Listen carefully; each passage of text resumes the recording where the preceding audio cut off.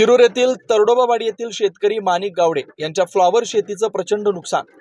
शिरूर शहर व पंचकृषी गेल्या 8 दिवसापासून पावसानं हजेरी लावली आहे। मुसळधार व जोराच्या पावसाने येथील जनजीवन विस्कळीत झालंय।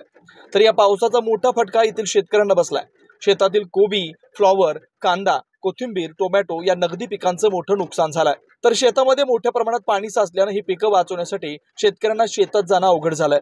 त्यामुळे येथील शेतकरी मेटाकुटीला आलाय। या शेतकऱ्यांना नुकसान भरपाई मिळावी अशी मागणी शेतकरी वर्गातून होतीये।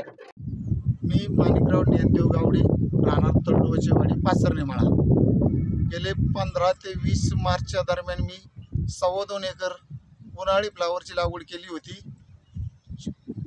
2 दिवसाड पाणी देऊन ती फ्लावर आणली। खूप खर्च झाला, 2 लाखापेक्षा जास्त खर्च झाला आणि 5 ते 7 लाख रुपये होतील अशी अपेक्षा असताना 10 ते 15% माल तोडला।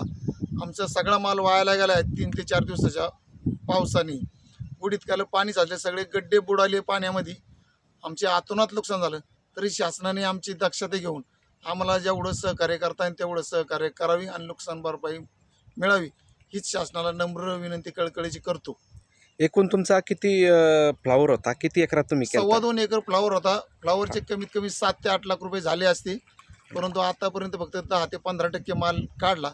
आमचे आजच पुन्हा मार्केटला गुलटेकडीला 32 गोण होते विक्रीला, त्याचे 25,000 रुपये पट्टी लागली। 25 रुपये म्हणजे 25 रुपये किलो म्हणजे 250 रुपये 10 किलोने माल गेला। आता आमच्या अजून काही नाही तरी 700-800 गुण अपेक्षित होती, पण पूर्णपणे फ्लावरचं नुकसान झालं। 1000 गुण निघणं असं आमचं टार्गेट होतं, कारण आम्ही 18,000 रुपये लावली होती। 12 ते 1300 रुपये बसते त्या गोणीमध्ये। पण आता अजून किती माल तुमच्या शेतात राहिलेला आहे? 80% माल शिल्लक आहे, कमीत कमी चांगल्या क्वालिटीचा, म्हणजे 12-13-14,000 रुपये शिल्लक आहे। शासनाकडे काय आता मागणी करतात? काय पावसानं अवकाळी पाऊस झाल्यामुळे नुकसान भरपाई मिळावी, कारण उन्हाळ्यात फ्लावर पिकवायला किती कष्ट येतात, किती पाणी लागते सांगायची काय, कोणालाही कळते त्याच्यात किती मेहनत आहे।